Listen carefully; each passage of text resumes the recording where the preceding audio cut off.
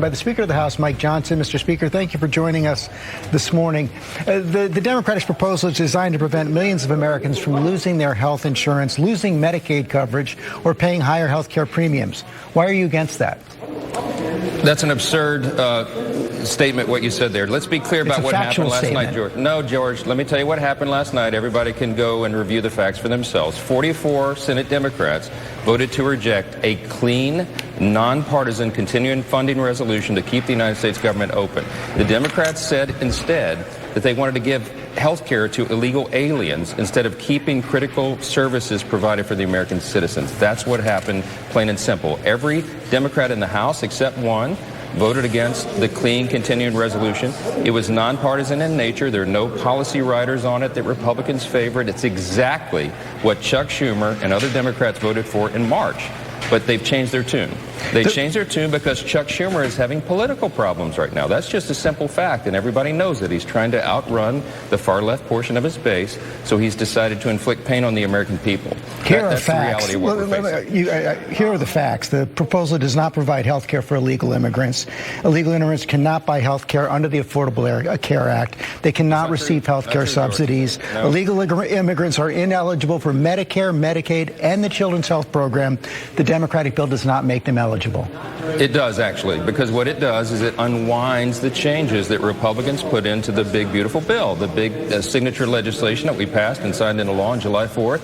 That has been very successful in shoring up Medicaid for the people who are actually eligible to receive it. What we did in the bill, and the CBO just verified this 3 weeks ago, the Congressional Budget Office, the nonpartisan arbiters of everything up here, they said that those provisions have helped to reduce premiums. Why? Because we got ineligible recipients off of Medicaid, illegal aliens, and able-bodied young men who are riding the wagon who are not eligible to be there. Medicaid is intended for specific populations of U.S. citizens. That is young, pregnant women who are down on their luck, the disabled and the elderly. Those resources are being drained from those folks, and so we fixed that. We reduced fraud, waste, and abuse in the program. Chuck Schumer's counterproposal on the CR would reverse that. That is a simple fact. The CBO did not say that about illegal immigrants. You've made your point right there. Let me ask you about President Trump. He had another deepfake video overnight. How does that help the cause of getting a deal and opening the government? Look, the president uses social media for humor. He makes jokes. He does lots of things. What the president did in showing leadership, though, 2 days ago, was he brought in Chuck Schumer and Hakeem Jeffries to meet with me and Leader Thune in the Senate to try to work this out. He gave them unlimited time they had in the Oval Office, and they would not come to the table to do exactly, George, what they themselves have said repeatedly over and over and over. We have a highlight reel playing on my social media that shows Chuck Schumer in his own words for the last decades saying that a shutdown would be dangerous and disastrous and reckless. And now he is the one leading his party off that cliff. There's one question that Senate Democrats have to ask today. How long are they going to allow Chuck Schumer to do this to them so that he himself can get political cover from the far left corner of his base? He believes he's going to get a challenge for the Senate from AOC. That's what changed his mind. That's what's driving this agenda.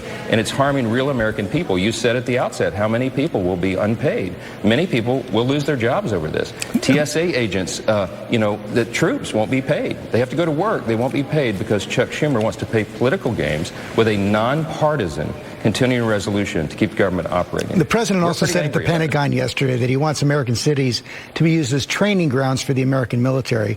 Is this the highest and best use of the U.S. military, and is this the right way to train them?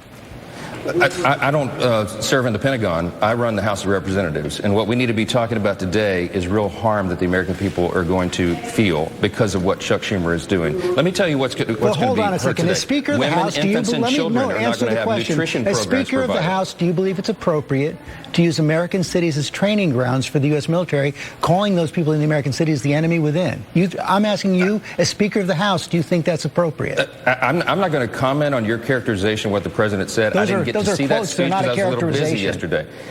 Well, you can take his quotes out of context, which you often do, and I don't think that's fair to the president. I'll tell you what he's done, though. He's put National Guard troops here in D.C. and cleaned up the crime problem. People can walk safely to and from work today because the president takes crime seriously. Some of the big mayors in some of these big blue cities are not, and I think that's probably what he was addressing there. But what we need to talk about right now, speaking of troops, is that they won't be paid right now because the Democrats are playing political games. FEMA is not going to be provided. FEMA services will not be provided that the government is now shut down. If you have flood insurance that you need to renew before the hurricanes come on, you can't do that right now. We have critical medical services for veterans and their families.